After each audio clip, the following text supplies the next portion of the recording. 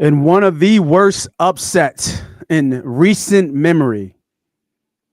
It's been a tough goddamn week being a Philadelphia fan, period.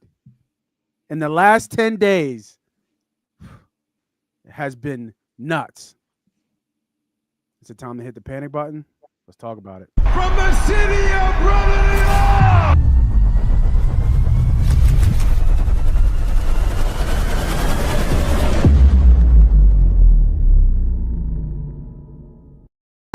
You say no all day, baby.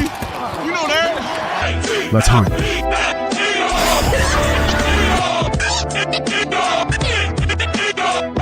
If we don't come together right now on this hollow ground. Where are you going? I'm going to pick a fight. Get the stuff there! Are you not entertained? Are you not entertained? Is that why you are here? Let the games begin. This is where we hold them! This is where we fight! This is where they die! Money is nice, championships are better.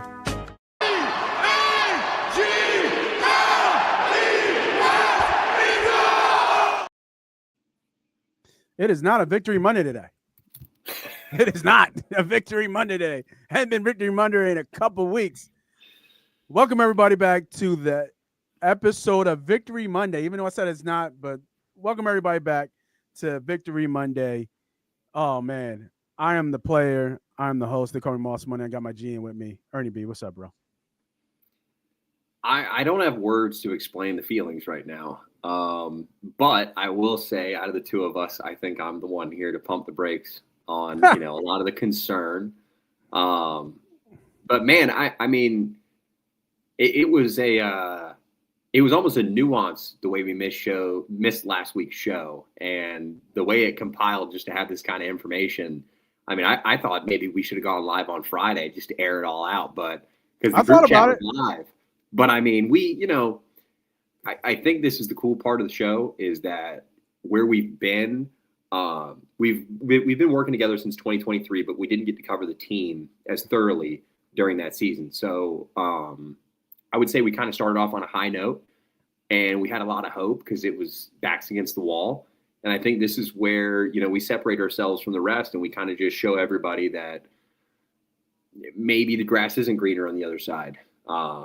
Until you ask Darius Smith, but it's just it's I mean, This motherfucker retired. I'm sorry. I'm just going to get right to it. This MFer retired. He walked in that locker room and said, "I'm not dealing with this BS." He said, "Hell no." He said personal reasons. Yeah, what the personal reasons? I'm too old to be stressing over this bullshit. Is what it is, because they need a reawakening in that locker room, right? I don't know. I feel like it's a Super Bowl hangover. We talked about, even I said it, this feels like 2023 vibes. There's a lot of different ingredients that is mixing up to what the 4-2 Philadelphia Eagles are right now. Still 4-2, which, it could be 2-4. And real quick, I think you could put up a 10-second clip of the amount of times that I said this team was going to be 2-2 going into week 5. But, they persevered and they got through some stuff. I mean, where do we start? Roger, Tom. You sound counting collective. But when a motherfucker retires like that and said, after 2 losses, there's no, if they beat the Giants, there's no way Zadarius Smith retires. No way. He's not going anywhere. It's like, oh, Denver was caught us in a good time, bad time. Quick turnaround. He's not looking to help. I don't think he's looking to put that much effort in to retire. Now I know he wrote this whole silhouette. I could have brought that in. I didn't feel like reading it. All we know is the MF ain't in Eagle Green no more.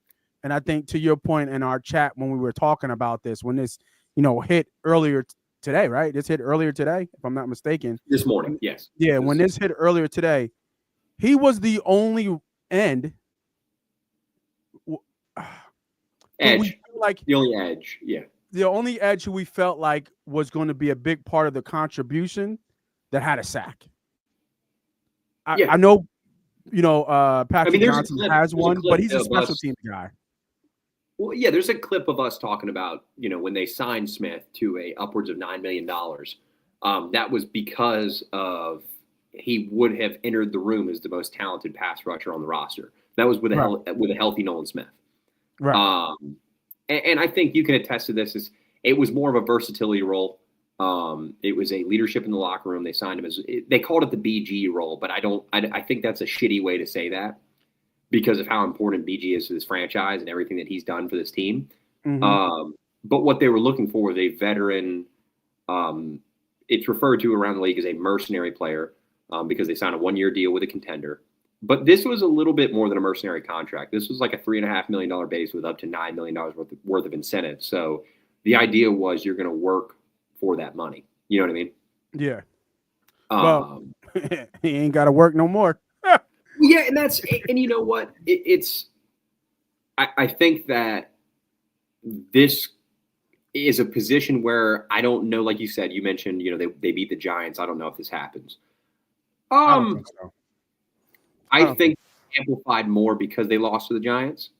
But I think if they would have scraped by the Giants in some, or let's say they beat the Broncos and then lose to the Giants, right? Let's say they, Goddard's clear PI gets called and they end up making something happen at the end of the game. They scrape by them. They lose to the Giants. He's still in an eagle green. I don't agree. I think that at 33 years old, I think Za'Darius, what he's calling it, and again, not to make this more than that, but he's got a pretty cool life to live outside of football. I'm pretty sure he's with a singer or something like that, married to a singer. So, I mean, he's got party stuff to go to. So, I mean, he has so much more things to do outside of this. But I do think that part of this has to come from if everything was perfect in Philadelphia and this locker room was the happiest place to be, like you're saying, why not just take your $3.5 million and ride it out? So to your point about the BG thing, I think that kind of starts to roll up. I think he was being looked at as taking a bigger role than what he was being asked to. And he just didn't want to go through that. He's a veteran. I think he said in his goodbye or his retirement kind of post that he's been in the league for 11 years. So he's been in different locker rooms. He's more than likely seen this possible implosion, and he don't want his peace to be disrupted. He came to be with a winner. They were winning. Now they're losing. Now they need somebody to fix it. And he like, bro, I got no ties to this. I got no ties to this organization outside of being a hired mercenary at this point to come in and do a job. And not to go too deep into this, but do you think that there's a part of this where the Eagles asked him to be a mentor to the young guys and he's sitting in a locker room as the oldest guy in the locker room, like by far, and he just kind of said, I don't want this on my plate. I'm not here to worry about these young bulls. I don't have ties to these kids. You know what I mean? Like, talking about Carter. I don't know about that because I think he said that when his interview after his first game, if I'm not mistaken, his after the game interview was like, this is why I'm here. I'm here to be one of the veteran voices, not so much leader. I would say that after beating the Chiefs, but I mean, sure that feels good, but right, exactly, So I mean, it's always good when you beat the Chiefs. So I think that's where that was, but now his role has now to be more expanded and even play more outside of what his contract is, and he probably just don't feel like going with the. He just I'm cool. Like I don't need that. Like we were good, I was good in my role. Now you need me to do more. But I was also good sitting at home. So, like you said, I don't need this. You know what I mean? I don't need it. I don't need it. Like you said, he's got a life outside of this. I don't need this right now. I'm good. I don't know if people follow Za'Darius Smith on Instagram, but he's got he's a good follow. He gets into some stuff. He's a good dude, man. I mean, this is nothing against Smith. And I'm not going to peg this on locker room stuff. I'm not going to give it to that sort. But I will say I was definitely looking forward to him being a part of this franchise for the run. And again, I had said it. I don't think they're running it back. I don't think they're going to win the Super Bowl this year. But it would have been cool to kind of see him as a, Michael Bennett or a, just kind of that guy to come in that's at the very end. But, I mean, he can still give the juice. It's 2005, 2018, and now 2025. I mean, you could put 2023 in there. There's just something about a Super Bowl appearance that shifts this franchise. Doesn't matter whether they win or lose. Yeah. Air Force Reserve. That's Marcus too, by the way. Lasted longer than Gore. Gore never even suited up in green, like on the field. No. Right? Gore was reported, and then he took another offer. Where did he go after that? Was it Buffalo? Miami or Buffalo, I want to say. Was it Miami or Buffalo? Okay. Might have been Buffalo. I know another good example is the kid from the Chargers. I can see his face right now. He was a linebacker a couple years ago. He signed, and he went through like a week of camp and then hung it up. Devontae Parker is another good one that I continuously told everybody he is nothing. Miles Jack was a good one in 2023. That's actually a perfect example. Miles Jack signed with the team and then retired and then actually came back to play for the Steelers. So if Zadarius Smith comes back to play football, then yes, it is a shit show of what's going on. But he only goes to a contender just like he came to us. He doesn't go anywhere. Well, else. 2023, though, the thing that I want to, Brian Johnson caught a lot of flack on offense, but Sean Desai and Matt Patricia's defense was so much worse. It's, don't get me wrong, Fangio hasn't been on one these past couple weeks, but I don't have that worry about him. I mean, I don't think people understand how the dynamic works with Fangio. He's basically on his own side of the building. I'm not sure how many times he even talks to other people, just because he has that much control, which is a good thing. I mean, if you get a veteran DC like that, he was a former head coach, man. You just let the guy do what he does. Yeah. And Marcus is one of our members for Victory Mondays. So if you guys want to hit the join button, become a member. Marcus has been on the show. We will get him back on the show. I think I did tell him this week, but I was just in a mood, so I apologize. I didn't get a chance to get around to get to you, my apologies, but we will have you on the show next week, hopefully, with better news to talk about. And if we don't, then we might be right in the thick of it. We might have to put in a short bit in the middle of the week just to bring a fan on and just chop it up. We're gonna have to figure out a way to make it work. Yeah, we'll make it work for sure. We'll make it work for sure. So we know Zadarius Smith has retired. So what's behind him, right? We have some injuries. I know Carter, just across the D line in general. Carter's dealing with a shoulder injury. And a heel. Is it now healed too? Yeah, the heel is what kept him out of the last game. So okay. More concerning is the heel. The shoulder lingers from college, but yeah. And then Nolan Smith, we already know, is still on re-aggravated. It's not confirmed, but it re-aggravated tricep that was torn in the Super Bowl. Correct. So we've talked about this. He's a smaller frame player, and he's very built. So injuries like this are expected. A re-aggravation, though, that's on the player and the medical staff. That has nothing to do with anything else. He said he was good to go. He was cleared, and something happened. It is what it is. That's football. Yep. So with all the memes, everything with Howie with the binoculars, let's just take a quick glance. I'll get the name of who I got this from. I want to give credit where credit's due.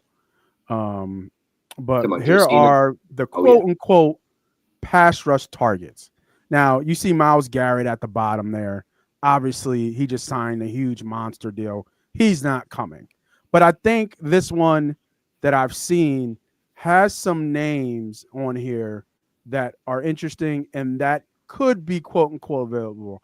I don't think Max Crosby is available as well because I know he just signed a deal. So I think you can cross those two. I wish I could do it interactively and cross those two off.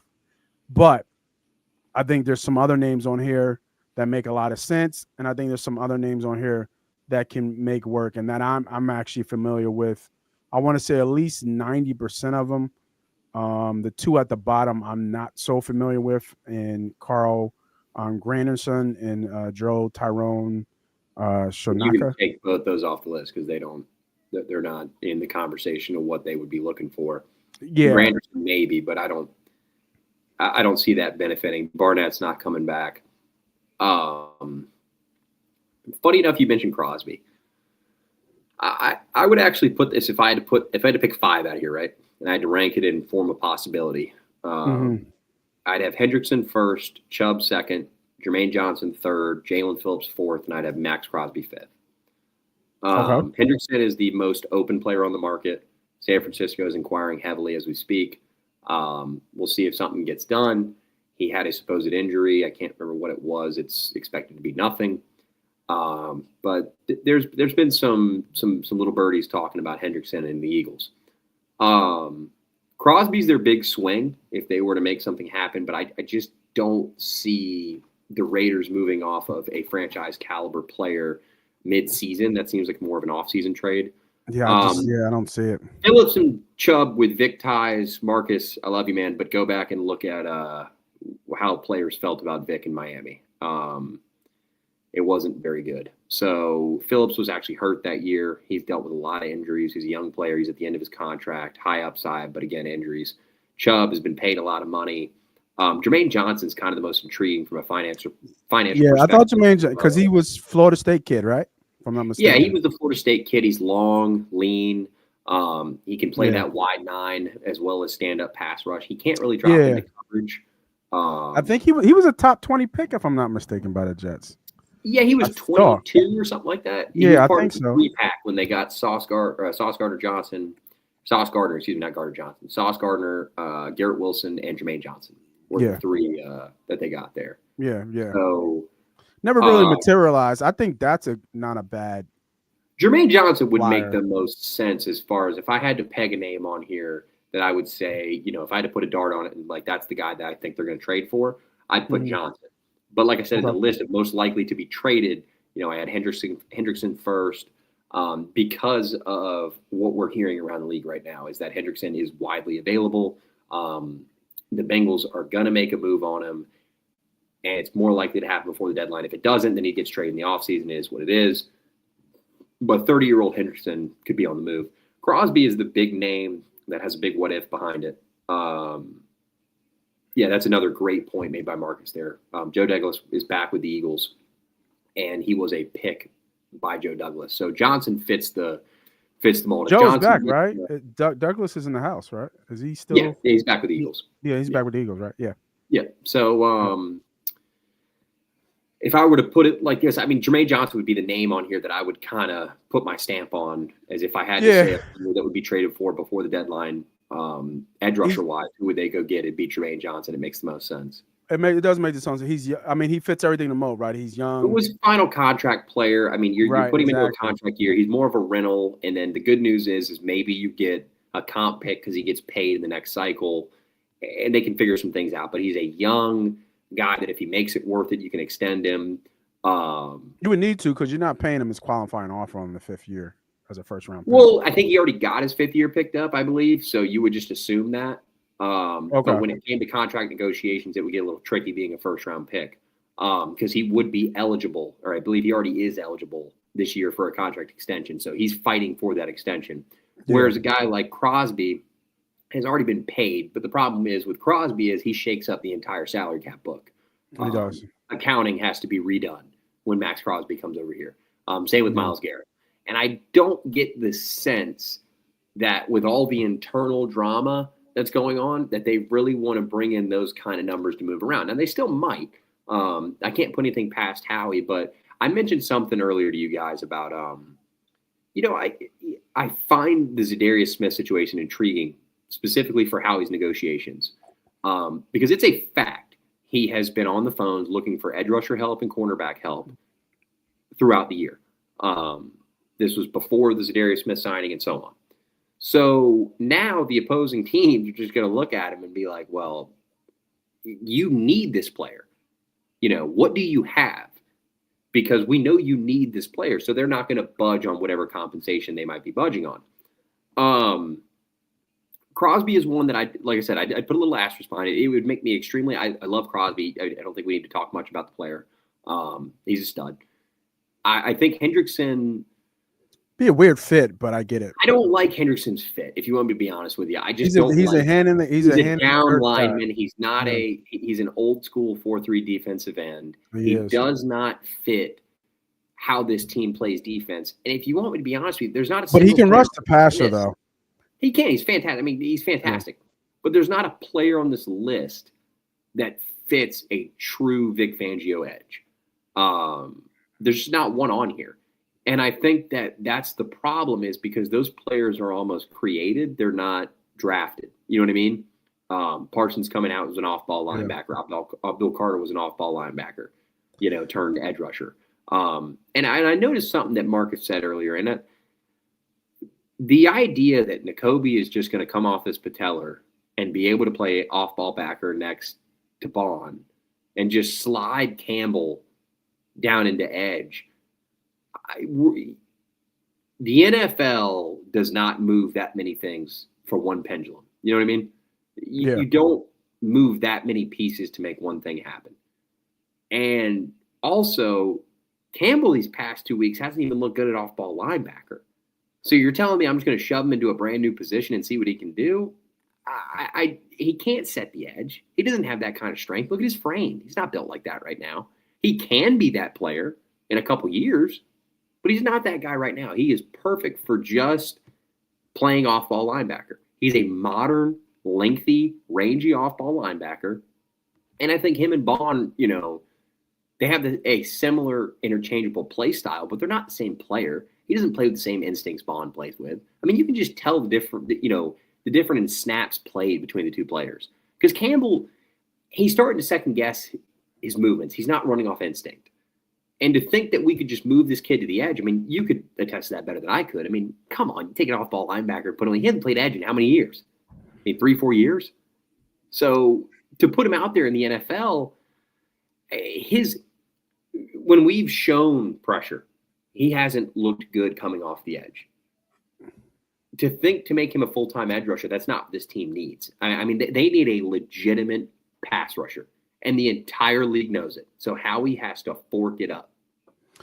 Yeah, I know what you're doing here, Marcus. There's a lot of problems, right? And you're throwing out solutions and seeing what stick. The one thing I don't like about this one is it's a need, and it's been a need since day one, at least in my eyes, and from what We've talked about it. I've been saying past. I think we even talked about even preseason. What are the biggest needs on this defense? And for me, it was pass rusher. I had pass rusher 1. Yep. So I think that now it's starting to be a glaring hole. But I'm not a big fan of moving somebody who is been a proven quote unquote master at his position to something else because of need. Like, I don't want to move an all-pro linebacker now to edge, right? And that drops his production. And I think he's the green dot out there. Is it? Yeah, he's the green. He's got to be. Yeah, he's the green dot out there. Green dot. So you can't move Bond at all. Like, he can't move. Bond is gonna play off ball linebacker. Yeah, he's got to play where he's at. Because, I guess the simplest way to put this would be Fangio runs it's 3 phases, right? Mm-hmm. You have the front, you have the middle, you have the back. Every phase has to work together in order to play great defense. Now, every single defensive scheme could say that. But the way we play is so unique that you pull Bond out, the open of the field's right there. They're just going to check it down in the middle all day long, just like 2023 when we had Zach Cunningham and Nick Morrow out there. I mean, when you put those kind of backers in play, those names. I mean, come on, dude. We're 2 years removed from these guys. We act like we never heard about them. Terrell Edmonds, Justin Evans. I mean, we're talking about C.J. Gardner-Johnson. I mean, do you remember what Justin Evans looked like out there? Do you remember Sidney Brown in the slot just because we put him there because we had to have him there? I mean, shout out C.D. getting signed by the practice squad for the Ravens. No, shout out C.D. Deuce. We are a big fan on the show. I'm very happy to see you in Baltimore. the funniest part about it is Kenyon Green and C.J. Gardner-Johnson both play for the Ravens now. So he might not even play though. He's on the practice team, and he might not even. He might not even play. No, he'll be called up. He did the good thing. He did the good thing as a veteran. There's no way in the world C.J. Gardner-Johnson would sign with the Baltimore Ravens with the intention of being on the practice squad for the entire year, because those checks compared to game checks are not even close.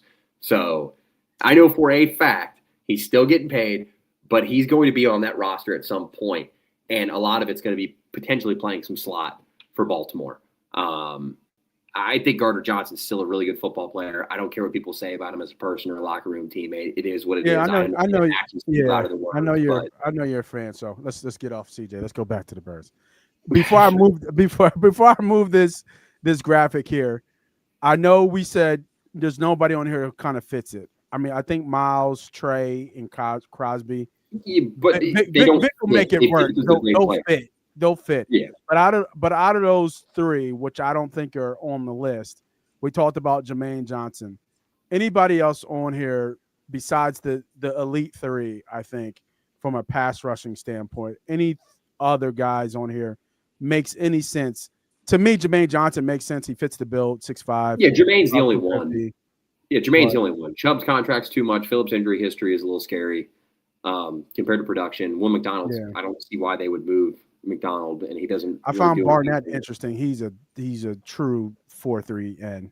There is no way that Howie Roseman would trade back for a first-round pick. So that's not happening. Okay. All right.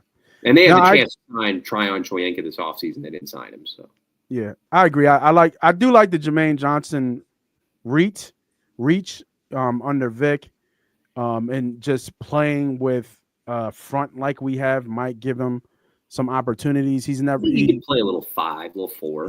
He had a bad. He had 1 year. I just looked at his numbers. He had 1 year where he kind of looked. Well, he was hurt that year. He blew out 7.5 sack year. Yeah. Oh, okay. So yeah, he had 7.5 sacks 1 year, and then kind of everything else has not been. He just got his first sack last game. I don't know how. Obviously, nobody watches Jets games. So I don't know how they're using him. I don't know if he's starting. I don't know if they're using him sparingly. He is. He's just him and McDonald. They're just edge rushers on the team. But they're, again, those guys are hand in the dirt, 4-3 pass rushers. It almost seems like every person on here is a 4-3 edge rusher. But yeah. I mean, I think I've seen Chubb stand up. I've seen Crosby stand up. He can, but standing up and dropping into coverage or two. Yeah, and Miles can do it all. But it's just but that's us wishing. That's us wishing. Yeah. So let's not wish. Let's find solutions to the problems, ladies and gentlemen, with the Philadelphia Eagles. I don't want well wishes. I don't want say, let's go get Myles Garrett. No, it's not realistic. It's just not. Okay? Because then you shake up the whole entire thing on defense. That means who knows what happens with Carter. Davis is playing like the best defensive lineman on this team. And then don't forget about Mitchell, Cooper, all on the right. And did we pay Blankenship or no? We didn't play Blankenship. Not yet. So when you drop $200 million or whatever how much Garrett makes on this team, it completely shakes up. And I get it. It's Myles Garrett. Yeah, but we were really effing good before Myles Garrett, right? We won a Super Bowl without Myles Garrett. So we don't technically need Myles Garrett, even though we need Myles Garrett, if you feel what I'm saying.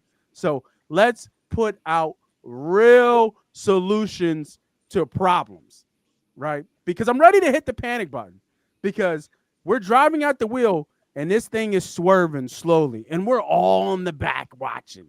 We're watching as it swerves across, right? We're swerving to the edge, where down the edge since 2003, so 2023 is down over across the edge. So let's move on. We talked about the pass rush situation on defense.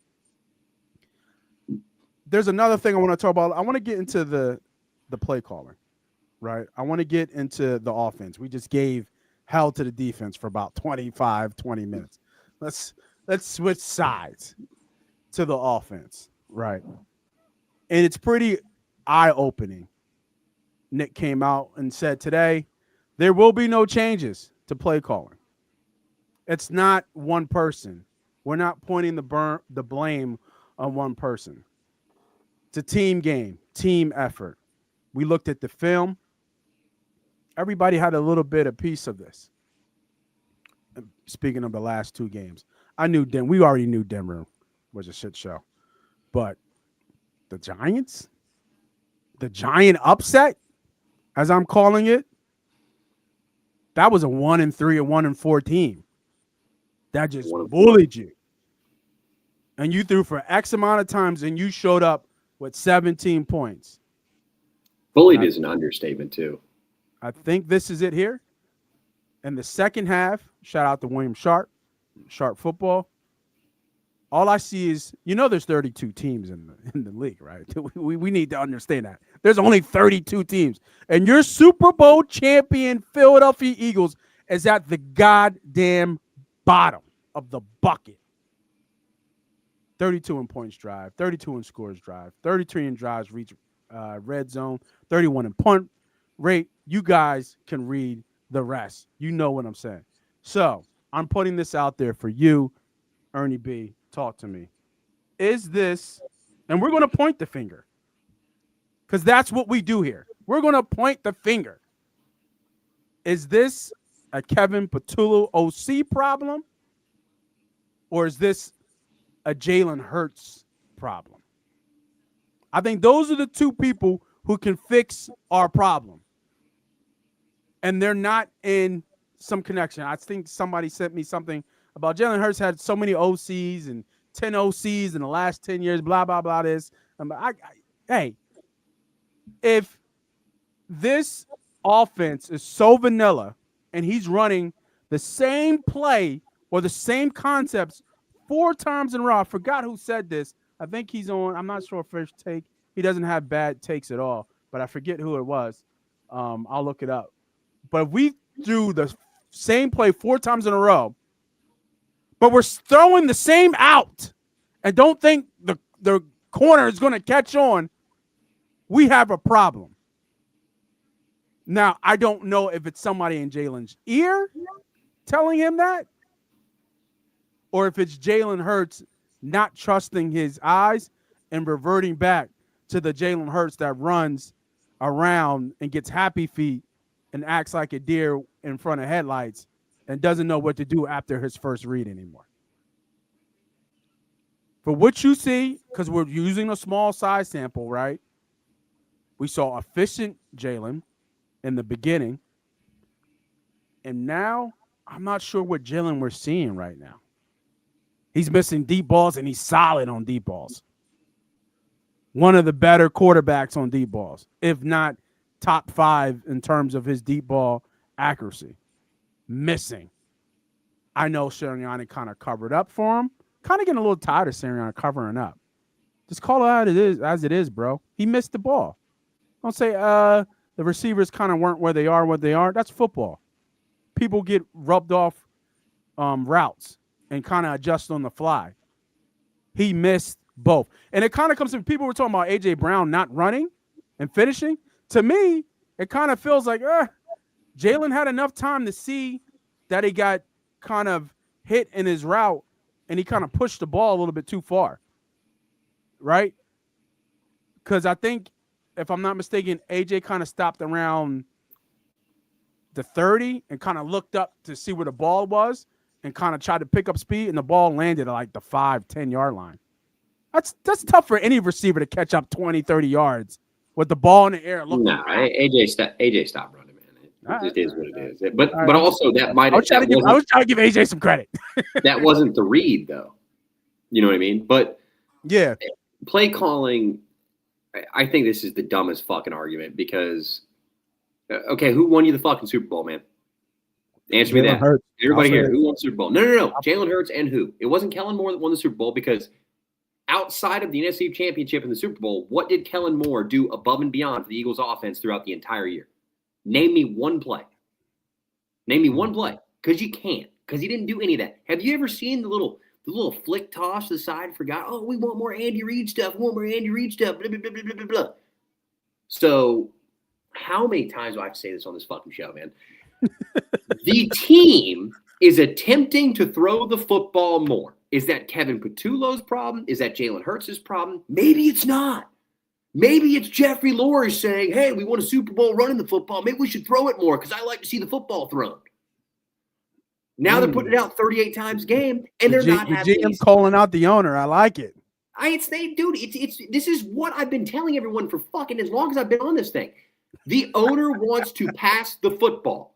They want a flashy offense. Why do you think all of a sudden, after all these years, when have you ever seen a flip play in this offense? When have you ever seen an Andy Reid little, here, you take that while we're going to the end? Have you ever seen one? No. But this year, Goddard one. Yeah, the Goddard one. Yeah, that's what I'm talking about. We ran it 5 times. Yeah. So, have the fans ever stepped back to take the thought process serious and think that maybe, just maybe, how could a team go from they were playing this well last year? They've returned 10 out of 11 starters on offense. What could possibly be wrong? Maybe somebody in a position of power is trying to change things or is pushing change. Do we remember last year when we were 2-2? Went into the bye week, everything changed, and suddenly, typical Philly, recency bias, we don't remember anything except for the fucking Super Bowl. And it went fantastic. The players meeting, right? I think they called a players meeting. There was no players meeting. There was no players meeting. Or they went to him. It was like Lane. The offensive line supposedly went to the head coaches, people, and said that we need to run the fucking ball. And they did, and it worked out. Fantastic. Yeah. Well, you can't do that 2 years in a row. This is the NFL.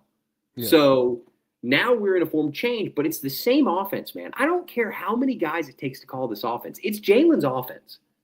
The plays are the same. The same plays that worked last year and had everybody clapping their hands and cheering are the same plays that are failing now. The team has to adjust and figure it the fuck out.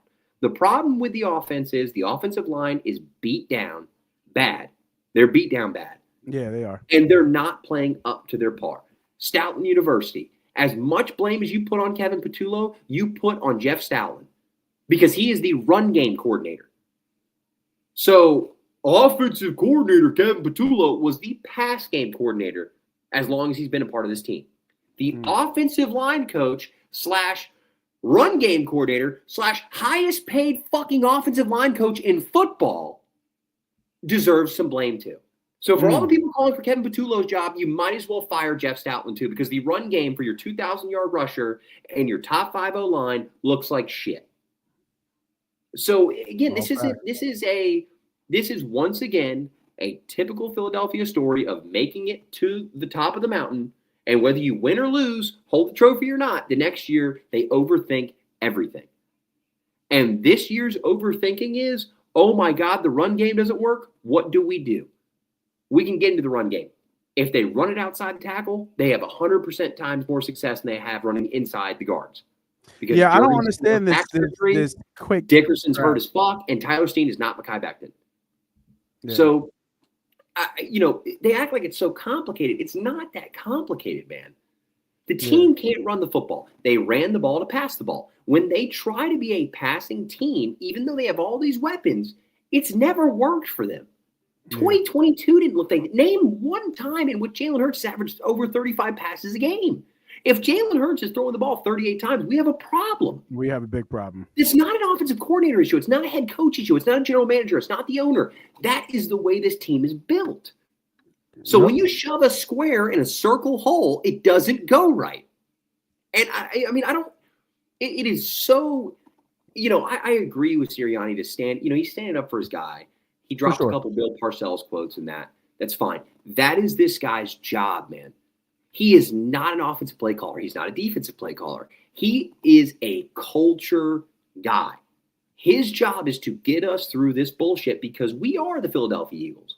And we're going to bring some nonsense. There's going to be some drama. It doesn't matter if they're 4-13 or 14-3. They're going to bring some drama. There's going to be something. I mean, T.O., Alshon Jeffrey, Doug Peterson's, Carson Wentz's nonsense, all the way up to, I don't even know how to explain 2022 to 2023, just, lose a bunch of coaches and Jalen Hurts and the whole team just doesn't want to do anything, and they survive and make collapse. Next year, they win the Super Bowl.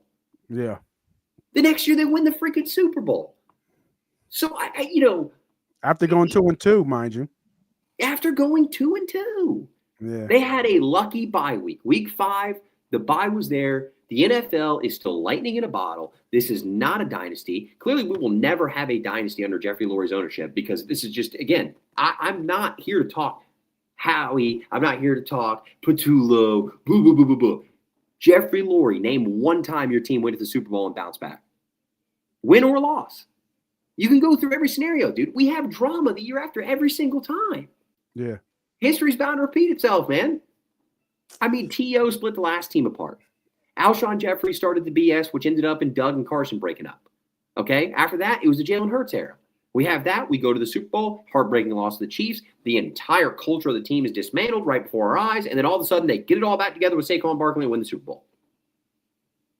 Yeah. I mean, there's no sustained success in this city, man. Gotta love the emotional roller coaster, right? Gotta love the ride. Name a franchise in this city, professional sports, that has had sustained success. There's not one in recent years. The Phillies have a flash in the pan. The Flyers are a flash in the pan. The Sixers are a flash in the pan. Take it while you can have it. I mean, don't get me wrong. I would say not at the upper echelon of winning the championship, but Andy was winning pretty much a lot, Andy was You're not going to talk to me about Andy Reid winning football games when Nick Sirianni is the highest winning head coach in Philadelphia. And I was going to say, and I was going to give Nick credit too. You bounced the dynasty term around because it has been bounced around. We talked about it on the show. So I get what you're saying, but then it's just like how I started off the show, right? It's just like, damn, it's hard to be a Philadelphia fan. Like, it's just hard to be a Philadelphia fan. Like, they can't get out of their own way. And it is what it is, because there is nothing about this football team on paper that means they should go out and put out the effort that they did against the New York Giants. I'm not talking about Denver. This is about New York. They were physically manhandled by a division opponent that was 1-4. I hear you. Division opponent, road game, I get you. But the New York Football Giants were not shit into that game. They are leapfrogging off that victory to Philadelphia and making it their entire persona. Look at the way the Broncos celebrated the victory. Yeah. Look at the way the Broncos celebrated the victory. Look at the way the Giants celebrated that victory. That was their fucking Super Bowl. Yeah. So lock it in. This is Sirianni's job. Lock it in. Get out the bad vibes. And if Zadarius Smith, all respect to the guy, but again, how do I know he was being that teammate? He can say he was that teammate, but he could have been looking at the Young Bulls being like, shit, everywhere I've been ain't been like this. And you can't have that. You're trying to bring in a random person to replicate BG's role.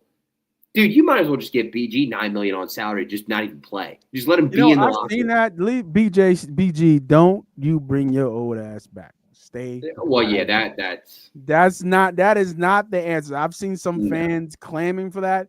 Trust me, that is not what you want. Stay your ass, retire, sell your tees, crooked tees. Do your podcast. Do your pod. I think I saw something else on. I thought he was a host or something else that he got. Or you're doing good outside of football. You won your ring. You're good. Do not come back. Do not tarnish your legacy. You're good. Okay. I think if not, I was gonna say I think we're at the point now where you'll see this guy shaking everybody's hand as you come in. And it turns around right back and turns around. Close this door. So people know. Close this door. Because we got words to talk about. That's not normal, man. I mean, that just, he might greet players every game, but there is a rhyme and reason for everything. There is a reason Josina Anderson posted that. Now, mind you, this is the same bleep that I like how you bleeped there because I was letting you go. But I was like, we got to clean it up. We got to clean it up, brother. Supposedly, Alshon Jeffrey was leaking the information to, So fantastic that she's involved again. I mean, golly. But I don't know. I mean, this is just one of those things, man. It's tough. They got a tough game coming up. They had a gnarly schedule, and we talked about it. And we talked about this, man. And the Giants were supposed to be a gimme game. You were allowed to lose to the Broncos. The way we talked about it, you were allowed to lose to the Broncos. It was whatever, it was a rough game. The Broncos are feisty, you know what I mean? It was a bad spot for that. It was Sean Payton, it was what it was. We were hurt. But then you dropped the one to the Giants. Yeah, and that's when everybody hits the panic button. And the way you lost. Yes. You didn't just lose. You got your fucking ass handed to you. You got bullied. Physically. They were mauled. Yes. And yet I want to hear people say, oh, well, Jalen Carter wasn't out. Jalen Carter doesn't play in the offensive line. Oh, well, Quinyon Mitchell wasn't out there. Dude, I am a. Who are we talking about? Who are the Wendell Robinson? Like, who are we talking about? That's what I'm saying. Who are we talking about? I mean, that's what I'm neighbors saying. Out there. Who are we talking George about? Humphrey is out here cooking you guys for that kind of. I mean, come on, man. This was different. Vic Fangio, I know for a fact, Fangio, I wouldn't be surprised if he didn't sleep after that game. Or he did, sleeping so good to know that he was going to go in and cut or, cuss a couple people. You know what I mean? Like, I mean, it was the worst football I've seen since 2023. Yeah. And it's okay to say that because this is their first, I got one on here. Since losing to Las Vegas week 7 in 2021, the duo of Sirianni and Hurts have lost back-to-back games only 4 times in 61 regular season games. And 3 of those times came during the 2023 season. So, yeah. Yeah, well, thank you. Thank you, Marcus. Thank you. Somebody has been listening to me. Since day one, I've been talking about these guys. Since day one, I've been talking about the Georgia Eagle Bulldogs that we've got so hype about, and there was holes. Oh, no, Ring, give him time. Y'all don't want to get no time to Ringo now. You want to know why? That's why. That's why you don't want to give Ringo no time. Because this man left the door and got paid. I don't know. I think you touched on this.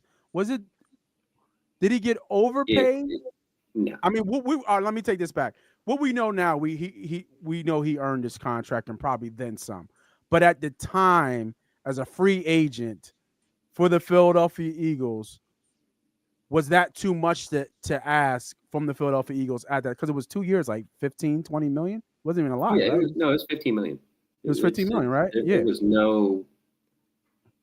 There was absolutely zero reason to let Isaiah Rodgers walk this offseason.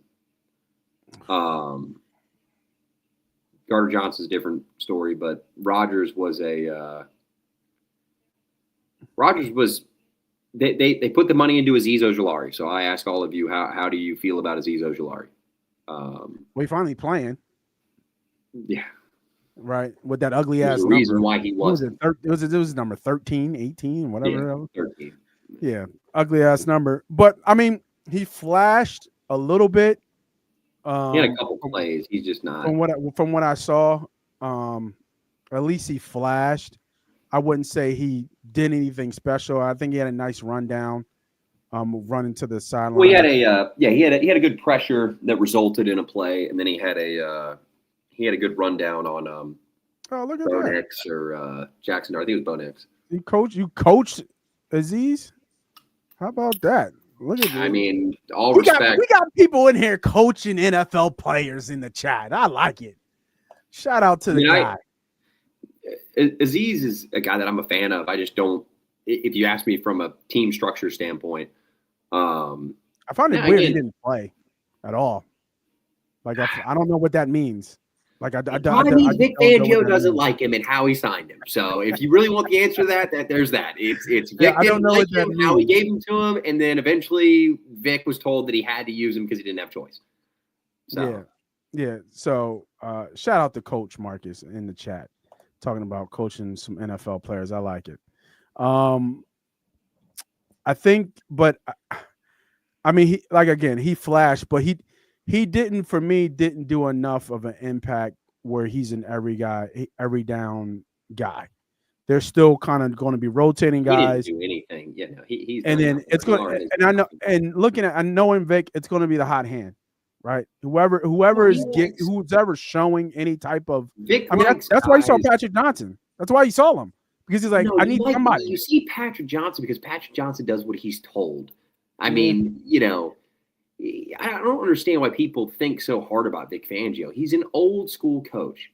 Nate, Yeah. what does an old school coach want for you? When they tell you to do something, what do they want you to do? Just do it. Just do it. Don't question it. Don't try to make a splash play. The splash plays will come. The sacks will come. The stats will come. You don't need to chase it. Just do it. Why do you think Devin White looks damn good for Pete Carroll, but he couldn't even line up for Vic Fangio? Yep. I mean, this is the way this team is structured. And with the situation there, I just think we've gotten to the point where a lot of people misunderstand Vic Fangio. And with Rodgers, let's talk about hypotheticals. And again, I'm going to say hypothetical. There's no way you can clip this without me saying hypothetical. Yeah. Isaiah Rodgers was clearly a decision made by Vic and Howie, where they thought what they had in the tank with Keely Ringo, banking on his upside, and then the ability to sign Adoree Jackson for a veteran minimum, allowed them to walk away from the player to bring in a guy like Azeez Ojulari, who I was happy with. We can go back and roll the clip. I was happy with him. Yep. So at that time, it made sense, right? Like we could justify Isaiah Rodgers leaving. Well, then things got kinky when they traded Gardner Johnson, because Gardner Johnson played that slot safety versatility role that they ended up filling with Makuba. Again, they didn't know they were going to draft Makuba. They didn't know Makuba was going to be there. They didn't know Campbell was going to be there, blah, blah, blah. Unless it's all scripted, you wouldn't have known that. And if it was all scripted, they wouldn't have made these moves. They would have kept Isaiah Rodgers. So Rodgers was a primary outside corner that has no opportunity to play in the slot. Adoree, they kind of thought could do both. He's a primary outside guy. They banked on the upside of Keely. And I'll stay confident with this, and I'll stay 10 toes on it. I don't think it's technique. I think his tight hips are one thing. I don't think he has any confidence as a player. And I think that was shown when he was beat by Wandale and he did not touch the player down, and Wandale was able to get up. Blankenship tackled him, and Blankenship got in his ass. Because you saw Keely's body language just the past couple of games when he was playing, he was very hyped up. But the second he's targeted and thrown under the bus, he just sulks. And he doesn't have any want. You can tell he's not giving it. You know what I mean? He's just not giving his all. And I think that's the biggest knock on Keely. I don't think it's talent. I don't think it's physical ability. I think it just comes down to want. And I think that he's a very self-conscious player, and it's come back to bite him in the ass. Yeah, I mean, I just never liked. Yeah, but Nate, you can't tell me the kid is not talented enough to line up for a single team in the NFL, because we could go through on starting corners this week, and there's a lot of guys that me and you probably don't know that are out there holding their own. How are the New York Giants able to put out who they put out at receiver to hold their own? If you put those guys on Philly, we couldn't do shit. Yeah, no, that's true. I mean, there might be some, I don't know. I saw it right from the beginning, and what I saw was tight hips, and I saw straight line speed, and that's what I saw. There's guys like that in the league that have performed though. And so it's not like I said, it's a confidence thing, man. I mean, that one play told me all I needed to see was the way that he walked away from a player that was not touched down. That's all effort, man. That's all effort. Yeah, maybe it is in the head. Maybe he's got all the ability in the world, and they see that in practice. But you have to, and not even that. You see that in practice against good talent. I mean, all three across the board. I mean, we already know AJ, we know Smitty, but people don't sleep on Dotson, right? Dotson is a talent, first round pick. So, there's not like he can't play football. So, to their credit to the coaches, they believe in the player. They put what they needed to in the player to help him develop. And, now it's time to kind of get, as I say, get paid on the field. And, maybe he gets paid later on. Maybe it's just touch one thing, though? Not now. If fans really knew football, then they would understand that having a problem at pass rush and corner is the worst marriage of all time. For sure. And that until you get one to do more than the other, you have nothing. So as long as this defense struggles to rush the passer, you can have the best DBs in the world. They're not going to look good. They're not going to look great, rather. I'll put it like that. Yeah. So the knock on Coop and Q, they're holding coverage for how many seconds? You know what I mean? Like, I love that, Marcus. That's funny. But I mean, like, clearly this team is built from the trenches back, right? Like they've proven that they build the defensive lineup, they build the offensive lineup, and they work their way backwards. Aside from quarterback, we're QB factory. Never forget that. So I just think it's a thing where coming into this week, they have to address, in my opinion, pass rush more than we do corner. Absolutely. I think that maybe I'd rather bank on Keeley or Adoree holding their own. If maybe we can get home. And there were a couple times in the last game, they just didn't wrap up, man. I mean, I'm not trying to ramble on for too long, but Nate, I mean, how do you feel about that? You have a Vic Fangio coach defense who we should be able to hold to the highest standard, right? I mean, this is Vic Fangio's defense, who just came off the Super Bowl, best statistical defense in the NFL. And they lost a bunch of guys. That's fine. But where are their core principles? Where is just tackling? Where is zone assignment?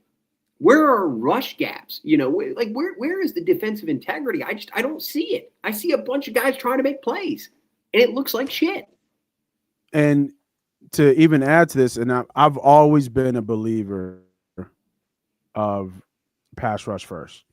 I think it can hide bad corners.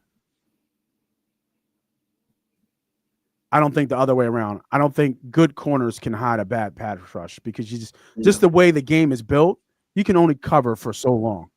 There's right? You can only do that for so long. Too. And I think it's the other way around. Yeah. So I'm looking at the numbers right now. Right now, the Denver Broncos lead the league in sacks with 30 sacks over 6 games. Pretty good number, pretty good clip. The Eagles right now have 9 sacks over 6 games. You know who else has 9 sacks or 8 sacks or 9 sacks and less? The Tennessee Titans, the Baltimore Ravens, the New York Jets, the Carolina Panthers. Now, the Niners are down there, right? They're 4-2 team thing because they just lost. Jacksonville is somewhat of a decent team as well from what we've seen so far. But you're down there with the slums. You're down there with the Bengals. Baltimore's 1-5. Tennessee, I think, is 2-4 and 2 or 3. The Jets hasn't won a game. Carolina, these are all losing teams and losing records. And there's a reason why. But when you look at the top echelon, the Steelers, the Seahawks, the Lions, the Rams, the Colts, the Chargers, the Bucks, all these teams. Night. Gotta make sure I say night to my boy, right? Gotta stop. But all these teams have 1 loss. I don't think any of those teams have 2 losses. Maybe the Broncos. But none of those teams have more than 2 losses. I think that it's a, like you said though, it's a combination. Yeah, I mean this is beautiful. This is what Marcus has been on the show so much he just understands because this is what I'm talking about, man. We won a Super Bowl with Jalen Mills and Ronald Darby, Patrick Robinson, Malcolm Jenkins, and no Malcolm Jenkins slander. I won't allow you to do that.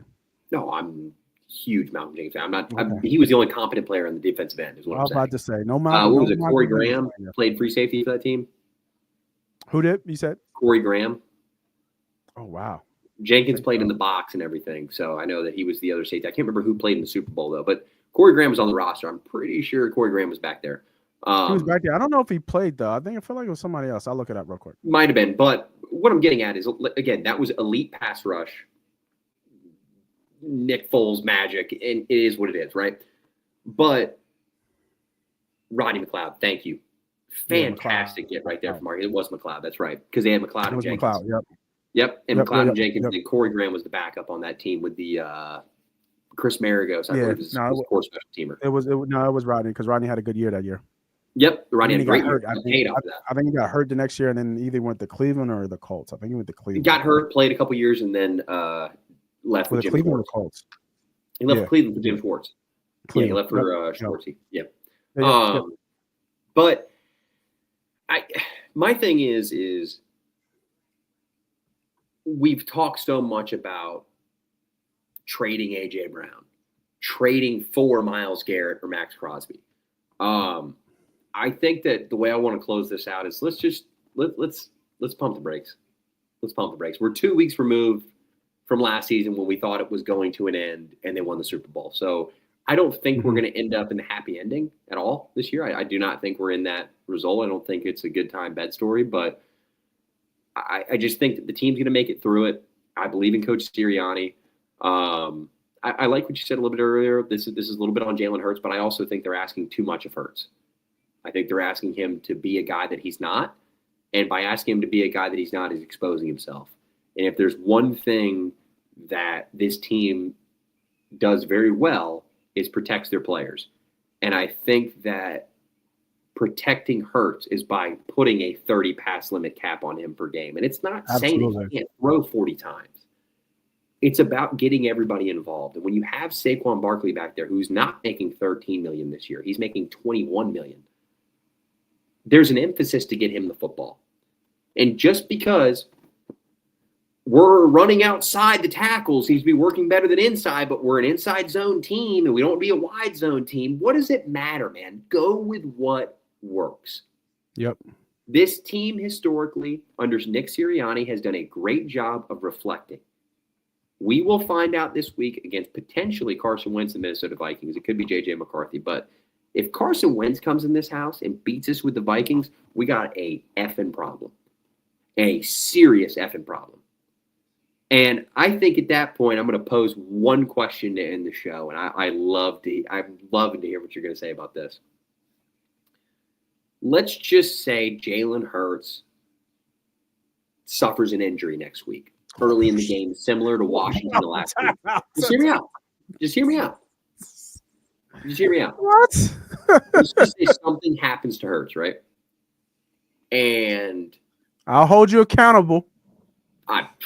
Put it on me. Because what's going to come after is no one can wrap their head around what they would say. McKee comes in, balls out. I mean, absolutely balls out. I'm not listening to you right now. No, I'm just asking you. I'm saying, or do you blame the OC? Do you blame the offensive coordinator if Tanner McKee comes in and balls out? 3 touchdowns, 1 pick, 350 yards. Because I don't, because I'm probably one of the few that do believe that it's more of a Jalen Hurts problem than it is a Patullo problem. Because my thing is this, and kind of going back full circle to what I said earlier about the vanilla offense and non-creativity. If you run the same concepts and the same plays 4 times a row, and the quarterback throws the same throw 4 times in a row, that's not the OC. That is the quarterback doing that. Yeah. So for me, I mean, that would be only Philadelphia, right? Only Philadelphia. If McKee, say something happens and they go and McKee comes in, wins the game, blows it up. You remember what he did the last time he was in there? He made it look easy. No, because and they actually ran under center concepts. Oh my God, which was Kellen Moore's entire offense. A lot of people do understand that Kellen Moore's offense last year was adjusted to Jalen Hurts. Because look at what he's running this year with Spencer Rattler. Yeah, it's under center. It's the Cowboys offense. It's the old Cowboys offense. So, but like I said, I think that, I'm not looking. I've always looked at Hurts with this offensive ordeal, good and bad, right? I get knocked for pointing out his flaws and pointing out what he hasn't done, but was it 20-2, 20-1 in the last 21, 22 games? Yeah. Super Bowl MVP, Super Bowl champion, efficient as hell. He's not going. My problem with Hurts fan club is that they don't recognize what Hurts is. I and would they agree with think that. he's this ultra super talented quarterback. To an extent, he is. But when you look at the quarterback position, he's an efficient person. He is not going to wow you with stats. He's not going to wow you with his arm strength. He's not going to wow you with his, his anticipation. He's going to wow you with, I threw 17 out of 20 passes for 175, 200 yards, 2 tutties, and the only passes I missed were throwaways. That's what he is. And he I can got rush it. for 60, 75 times and give you 2 or 3 touchdowns. I got one for you real quick. As we stand today, you have to pick a franchise quarterback between the two to start your franchise with. You have to build around this player. Jalen Hurts, Drake May. Hurts. Oof. Interesting. Yeah. I respect it. Because there's so many intangibles to the quarterback position, and we could talk about all the talent in the world, but when you stack the two together, May probably edges him out in a lot of categories, especially his arm. Every category but intangibles, I would say, May edges him on. And when you look at that, that's like, wow, that's insane. That's crazy. But what's the biggest stat that makes Jalen Hurts elite? Winning big games, baby. Winning. Something that James Franklin could never understand. Winning big games. There you go. That's all he does. Winning. That's it. Yeah. And people don't make it a QB stat, but I think Jalen Hurts makes you make it a QB stat because that's what he's elite at. That's where nobody can compare to him outside of Mahomes. That's he can play like that the other night, but then you put him up against Mahomes on Super Bowl night, and all of a sudden he looks like Tom Brady. Exactly. So I mean, you can't. I've argued with people that it's not a QB stat, and I get it. I understand what you're saying, but it's the one stat that we look at. We can throw for 4,000, 5,000 yards. Did they win in the playoffs? Did they win the Super Bowl? At the end of the day, did that quarterback win? And that's the question that we ask ourselves. And right now, Jalen Hurts is not winning. So he gets no pass from me. If Buffalo drops this game to Atlanta tonight, is it 21-14? I want every single – it's still 21-14, 6 minutes to go. Looks like Buffalo is driving. But I want every single Philly fan to look at the way Buffalo reacts and go from there. Because their defense had a bad night tonight, but I guarantee you they're not calling for Bobby Babbitt's job. I guarantee you they're not calling for Joe Brady's job on offense. They've had a little continuity, and they are, Yeah. No, they won't. They won't. That's right. Josh Allen is the NFL's baby, but yeah, why would they? Why would they? So I feel a lot better that I got all that out. I actually do. I was feeling, boggled. I was feeling stressed, but I feel better that we've now had this Philadelphia fan / Philadelphia Eagle fan therapy session. I hope you guys enjoyed the therapy session. Is that what we're going to have to turn the show into? A therapy session? I hope not. Yeah, God, that'd be terrible. Oh man, I hope not. I don't. Caller number 143. Go ahead. Tell me how you feel. Right, because the panic button is. Let's in on this. Are you close to hitting the panic button, or are you just looking at it like, okay, it's lit up? No, so for me, the panic button is an easy button, like from Staples. Oh, yeah. But I put it real far away from me, so I can never really reach it. But if I find a way to reach it, I will be sure to let everyone know, and it will be a freaking problem. So I say no panic for now. We'll see how it goes. Like I iterated on earlier, this mini game is big because O'Connell is he's as good as it gets when it comes to play calling and QB play. So, this is going to be the one, man. What up, Metaphysics? Metaphysics. That's quite the name there. I love that. Yeah. But so for me, the panic button is on. Like it just turned red. Right. I can see it. No, you live in Philly. That's why. I see it. I didn't put the key in. I didn't open up the glass. Right. To open it up. It's not there. The key's still around my neck. I'm good. Almost red October. Thinking back to my movie buffs, if you know what that is, with Denzel and Gene Hackman, if I'm not mistaken. But it's red right now. So I think the Vikings game to me is not the true tell. I think it's the Giants game. The comeback on the Giants game will be no, the because true if they tell. drop a third in a row and then they move into the Giants game and lose, that becomes absolute. It's panic. I don't think so. If we lose to the Vikings, it's more we would understand because Mitchell more likely is not playing, and they just so much better than us from a receiving standpoint versus our DBs with no pass rush. You know But what sucks? Nolan comes back on because it's the fourth game for Nolan in that Giants game. No, Nolan's not coming back till week 10. Thank God. So he's coming out after the bye.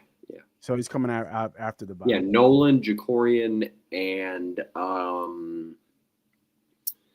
insert other player's name here. Is Carter coming back from Minnesota? Do we know that? Has he practiced yet? It's still early. It's Monday. No, yeah, they don't practice today. But we will find out tomorrow if they were in the facility today, which is a good news, which is a good gauge of how serious Sirianni's taking things. Because if they have to show up for Mondays, then there's a problem. Okay. But Metaphysics, thanks for joining. We're about to end the show, man. If you could hit the like, subscribe, and anybody else watching, hit the like, subscribe. We're having issues with because of the platform that we've created, built around a certain niche. We're getting restricted. So you're a new name I haven't seen before. So I don't know if we're pushing through finally to get there. So make sure you hit the subscribe, hit the like button for everybody who's watching, trying to bust through this whole thing, this YouTube algorithm thing. So, but appreciate you just coming on and dropping a comment for sure, especially if you're an Eagles fan. Always welcome that. But all football fans are welcome. All fans are welcome. Eagles fans are welcome. No, don't listen to him. All Eagles fans. But we're trying to get out of here. We've been trying to do it for the last 5-10 minutes. But what I want to say before we do go, for me, the Vikings game, win or lose, I'm not really worried.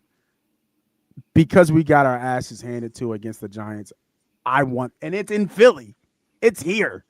And a lot of Eagles fans hate Giants fans. We don't like Viking fans either, actually. Vikings are at home too. Yeah, but they're up there though. When they came here and they did the skull crud thing. Oh, fuck them, dude. Excuse me. Right, you know what I'm saying? Exactly. Yeah, they piss me off. Let's end on that. F them. Let's end the show on that. Thank you guys for joining in. I'm the player. They call me Moss Money. That's Ernie B, the GM. This is Victory Mondays. No pun intended. Blame this guy. Blame that guy right there. A lot of blame. Blame that guy. Going around. We will see you guys next week, hopefully, for actual Eagles truth. Autism Foundation. $40 donated is what you get. We are out of here. See you guys.